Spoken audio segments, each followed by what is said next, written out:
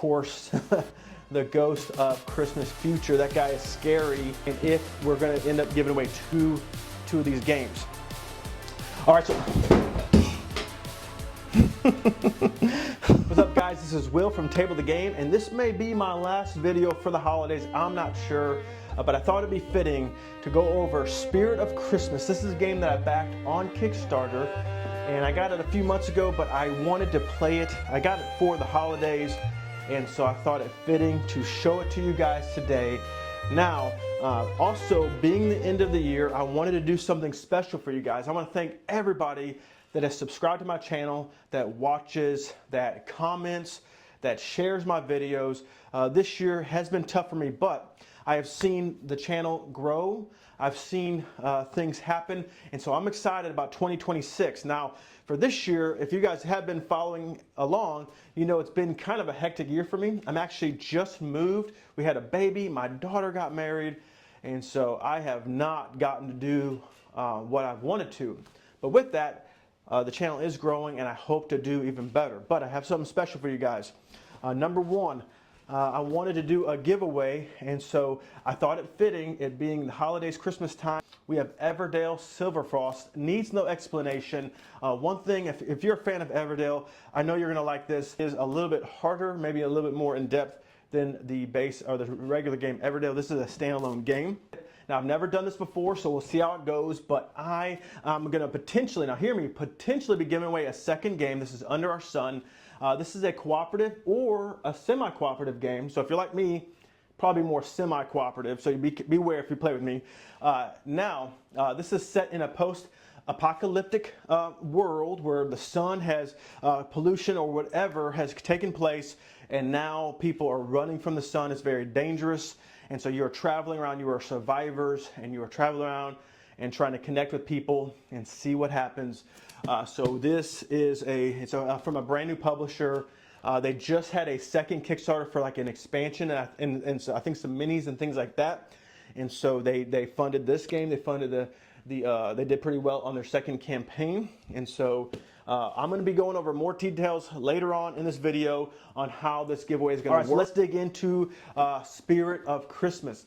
So what drew me to this is, number one, this is a very new publisher. I think they've published a few games. It is an indie publisher, and I love helping out indie publishers because, hey, one day, you guys know I'm working on a game. I actually have a few games. I'm not doing very well with them, but I do have some ideas I want to do it one of these days. I hope so.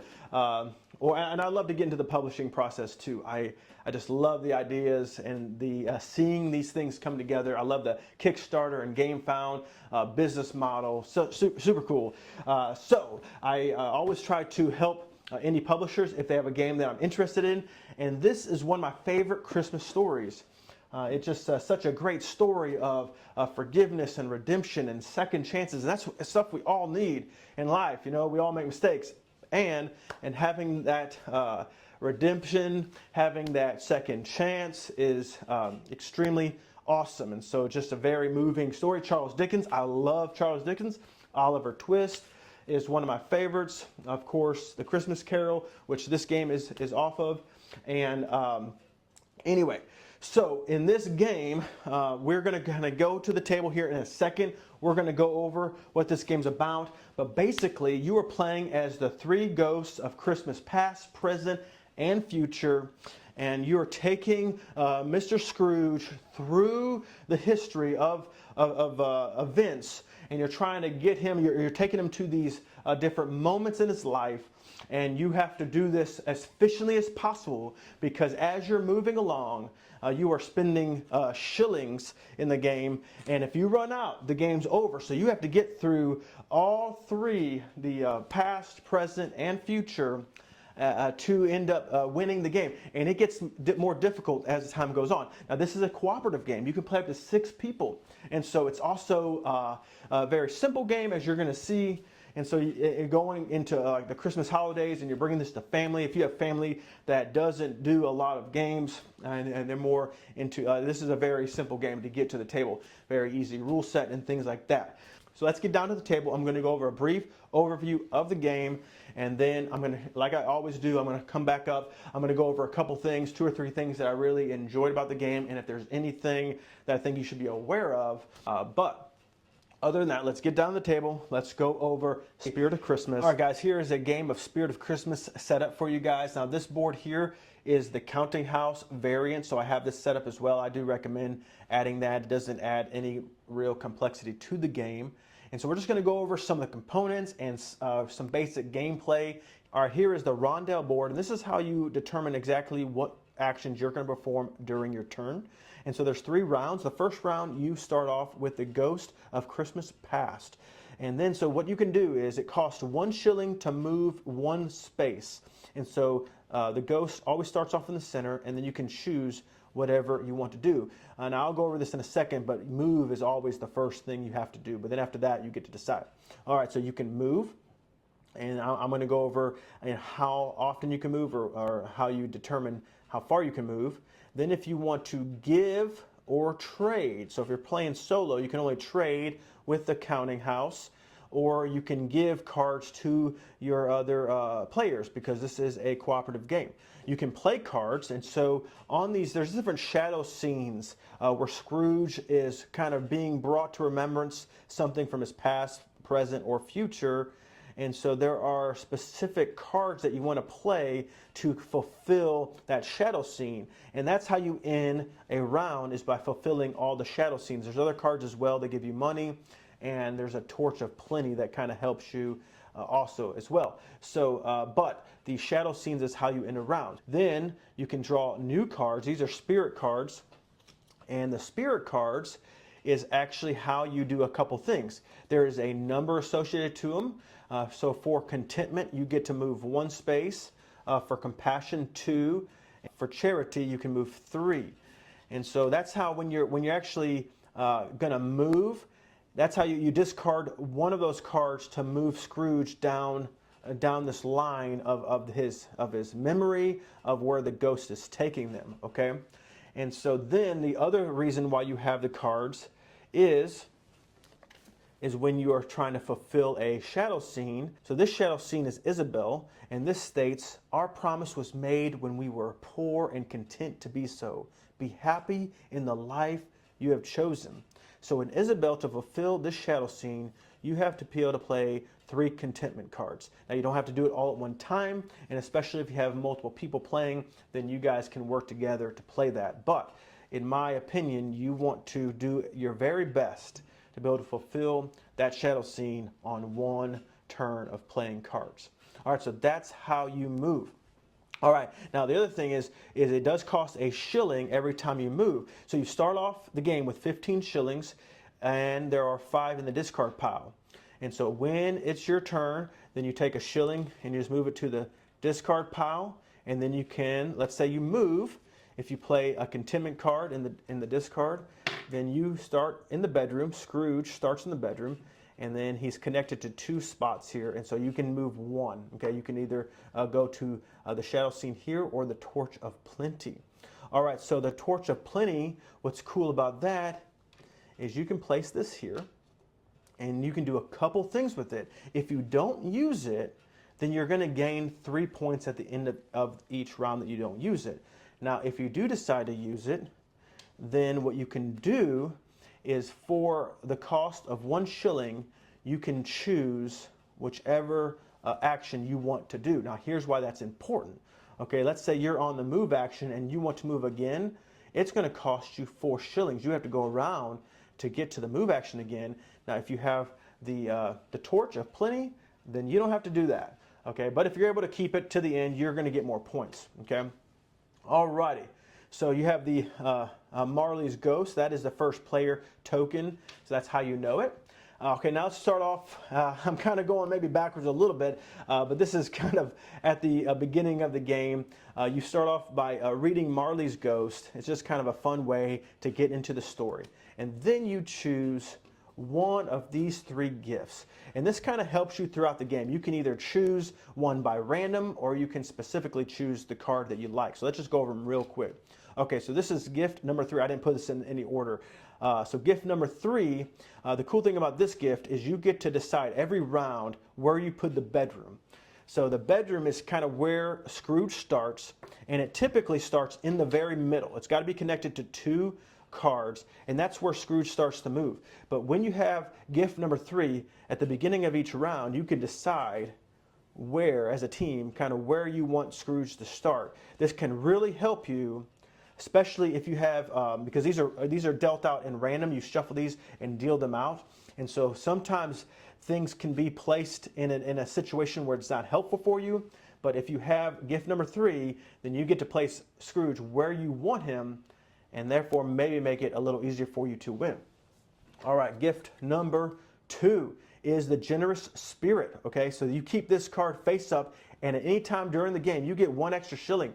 So definitely in this game, shillings are difficult to come by. Once you use all the shillings, then you are done for. The game is over. Scrooge is lost for eternity. You don't want that. And so gift number 2 is really good.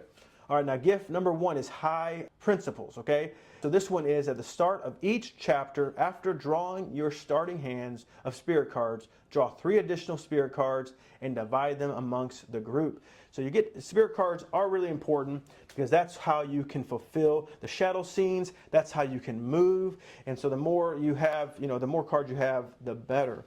All right, so let's talk about each round. So as Scrooge is moving, as he's fulfilling different cards, then he is finalizing them and turning them over. So let's say you complete the Torch of Plenty card. You're going to flip this card over. This has been played, and you don't get that action again. That is the same with the money cards. Like this one, you get a shilling and you get a spirit card. As the ghost is moving Scrooge along the line, then wherever he lands, that's the card that he's able to play on. So when he's able to finish the very last shadow scene, then that round is over, and you move on to the next one. Now, how do you get more shillings? There's a few ways. Number 1 is there are cards, money cards, where when you land on this card, you're able to get the money, and then you flip it over, of course, because you can't do this action again. You start the game off with 3 chains. Now, at any time in the game, you can use one of these chains, and you get to take 5 shillings from the discard pile and place it into the play pile. Now, here's what's important. You only get 3 of these, so use them wisely. So other than that, you play either all 3 rounds, and at the end of each round, there is a scoring phase where you do get to get some points for things that you have completed. And if you finish the 3rd round, the Ghost of Christmas Future, and you finalize the very last shadow scene, then you guys have won the game. And if not, if you do run out of shillings, then Scrooge is forever doomed. So please, for all of our sakes, don't do that. All right, guys, let's get back up to the table. Let's go over some things that I really enjoyed about this game and some potential things you want to look out for. And let's. All right, I'm going to take over real quick to go over this giveaway. This is for Silverfrost. I made up my mind a few giveaways ago. I mean, you can subscribe to my channel if you want, but for the giveaways, this is for just anybody and everybody. And I just really appreciate you guys, especially you guys that are watching all the time, commenting all the time. So I do appreciate it, and I want to give back. And so Everdell Silverfrost is a wonderful game. Everdell is one of the biggest and best IP board games out there. Such a great worker placement, resource management game. And so all you gotta do is comment, what was the coolest thing that happened to you in 2025, or what are you looking forward to 2026? And there you go. I'm going to pick a winner. I'm going to pick on New Year's Day 2026. I'm going to pick a winner for Everdell Silverfrost. Now, this is where it's a little bit harder, and I don't know if this is going to work out. But under our sun, if we can get this video to 200 views by the time I do the giveaway, which is New Year's Day, or really, I'm going to pick it probably on New Year's Eve, okay? And so if we can get this video to 200 views, that's not an easy thing to do for the longer videos. And so the way you're going to do that is, man, share this video with as many people as you can, and hopefully they watch it. And at that point, other people can enter as well. But if we hit 200 views by the time I do the giveaway or pick the winners, then I'm going to give out Under Our Sun as well. And so hopefully we can do that. And I want to thank everybody for everything you guys have done, all your support, of course. Thank you so much. And now back to your regularly scheduled program. Okay. All right, guys, that was Spirit of Christmas. What did you think? I know the components and the look of this game is super awesome. You know, what astounds me really is this being a smaller publisher, and it just looks like a legit game. That's what I just love about helping people like this, or even getting games like this, is seeing what somebody can accomplish where they don't have some big backing, or they don't have some big company behind them and stuff like that. It looks very legit. I know the artwork. I think it's his wife who does the art. The publisher is the designer, and so I just hope the best for this publisher. I hope they continue to make games and just have a lot of success. So let's go over the things that I really, really enjoyed about this game. So number one is, and I've been just saying this and saying this, is I've just really gravitated towards easier games. Now this isn't an easy game in the sense of it's easier than I would typically play.